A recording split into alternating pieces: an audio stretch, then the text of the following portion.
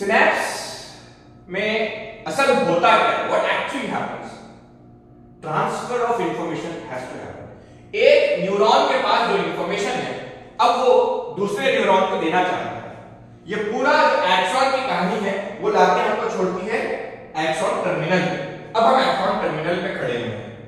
जैसे ही axon terminal पे हम आए, अब हमको चाहिए कि हम किसी तरह आगे हमारा इंफॉर्मेशन भेजें। होता क्या है देखिए, ये एक एक्सॉन टर्मिनल है। ये एक्सॉन टर्मिनल हमारे पास कुछ ऐसी चीजें हैं जो हमारे इंफॉर्मेशन को आगे बढ़ाती हैं। फर्स्ट, यहां से इंफॉर्मेशन आई, एक्सॉन टर्मिनल के पास कुछ वेसिकल्स हैं जिसको हम सिनैप्टिक वेसिकल्स कहते हैं। ये सिनैप्टिक वेसिकल्स के अंदर कुछ न्यूरोट्रांसमीटर्स हैं। ये जब हम मसल कॉन्ट्रैक्शन पढ़ रहे थे तब मैंने आपको बताया था कि ये एक्सॉन टर्मिनल में सिनैप्टिक वेसिकल्स होते हैं जिसके अंदर न्यूरोट्रांसमीटर्स होते हैं। और यहां पे जैसे ही इंफॉर्मेशन आई, कैल्शियम गेट्स होते हैं, कैल्शियम गेट्स जो बहुत तेजी से अंदर आते हैं। इंफॉर्मेशन यहां आई, कैल्शियम गेट्स थे, कैल्शियम बहुत तेजी से अंदर आया। ये कैल्शियम के आने से ये जो सिनैप्टिक वेसिकल्स है, मैं इसको लेबल कर देता हूं,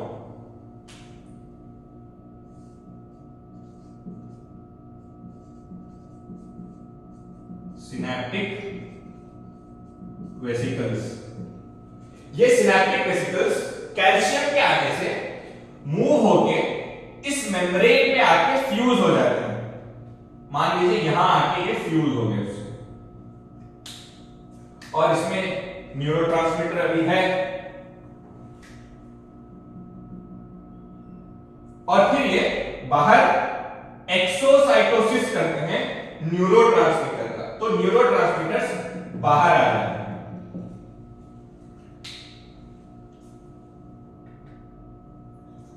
ये है एक्सॉन टर्मिनल, एक्सॉन टर्मिनल। ये सिनैप्टिक वेसिकल्स, सिनैप्टिक वेसिकल्स के अंदर ये जो मैंने ग्रीन कलर के छोटे छोटे डॉट्स बनाए हैं, ये है न्यूरोट्रांसमीटर्स, न्यूरोट्रांसमीटर्स।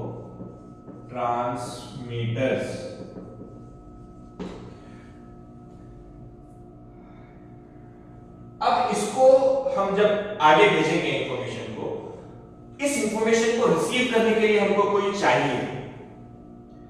वो क्या है, हमने देखा कि डेंड्राइट्स से इंफॉर्मेशन आती है, तो यहां कोई एक डेंड्राइट होगा। मान लीजिए ये एक डेंड्राइट है, यहां पर मैं बहुत मैग्नीफाई करके बता रहा हूं। यहां पे एक डेंड्राइट है। इस डेंड्राइट के पास बाहर की तरफ कुछ रिसेप्टर्स होते हैं। इस रिसेप्टर को हम न्यूरो रिसेप्टर्स कहते हैं। इसको हम न्यूरो रिसेप्टर्स, न्यूरो रिसेप्टर्स, ये जो न्यूरोट्रांसमीटर्स हैं इसको रिसीव करते हैं। अब हमको कुछ समझना है, सिनैप्स किसको कहते हैं? सिनैप्स दो न्यूरॉन्स के बीच के गैप को कहते हैं। The gap between two neurons, two successive neurons is the synapse. इसको और साइंटिफिकली अगर हमको समझना है तो मैं ये कहूंगा, अगर मैं ये कह रहा हूं कि ये पूरा एरिया सिनैप्स है, तो ये जो मेम्ब्रेन है, जो एक्सॉन टर्मिनल का ये जो मेम्ब्रेन है, इसको मैं ये कहूंगा कि इसका नाम है प्री सिनैप्टिक मेम्ब्रेन,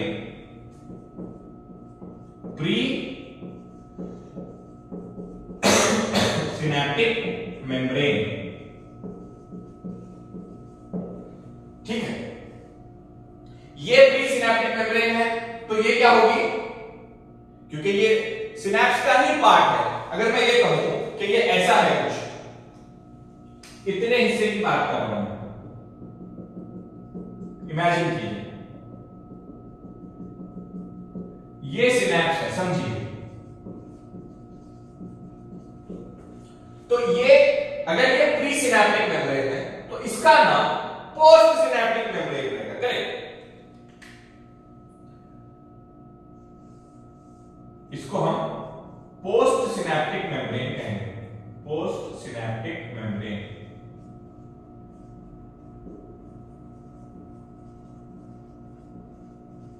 और ये dendrite.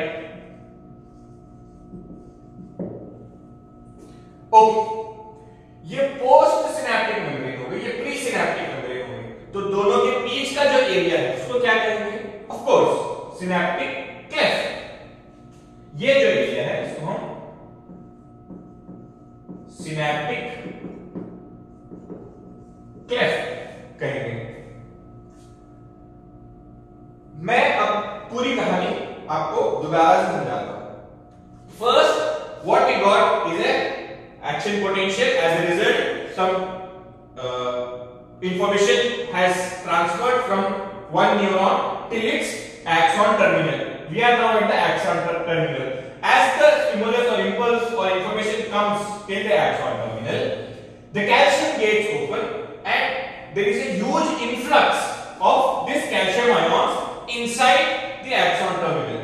This calcium influx enables the movement of this synaptic vesicles till the presynaptic membrane, where it fuses with the presynaptic membrane. As it fuses with the presynaptic membrane, the neurotransmitter that is present inside the synaptic vesicle gets exocytosed. Exocytosis होता है, यानी these neurotransmitters are released outside. Now, interestingly, ये neurotransmitter करता क्या है? Fundamentally, it has the potential to do two things. One is the excitatory function, the other is the inhibitory function. Sometimes you may have to inhibit some action, sometimes you may have to excite some action. So neurotransmitters are of many types. In the muscle contraction topic, we discussed about acetylcholine, acetylcholine.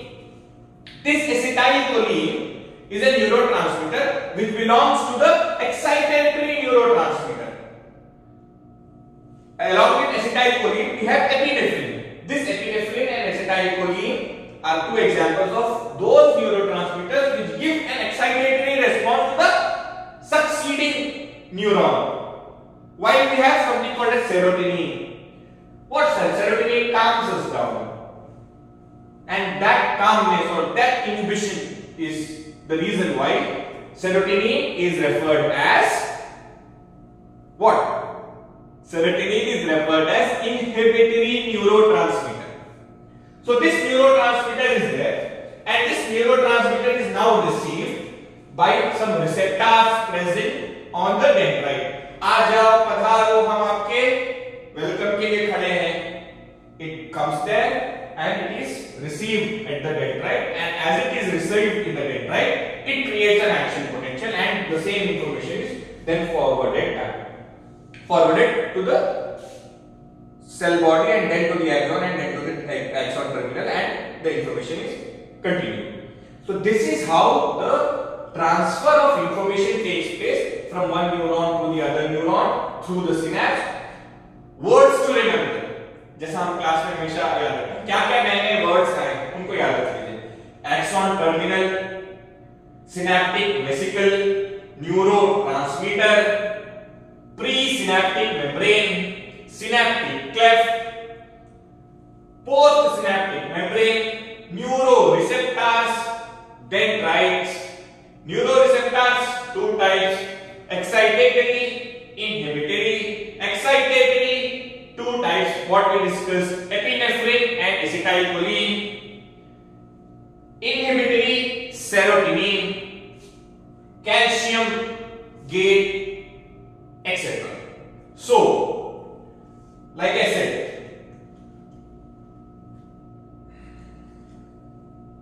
neurotransmitter,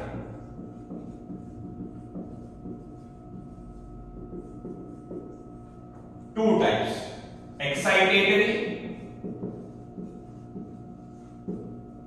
inhibitory. Inhibitory का we spoke about two examples. क्या क्या थे? Epinephrine and the other that we discussed in the muscle contraction, acetylcholine.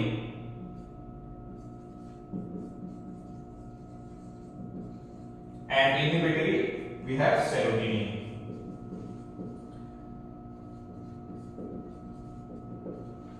Okay, I hope this part is pretty clear with respect to synapse.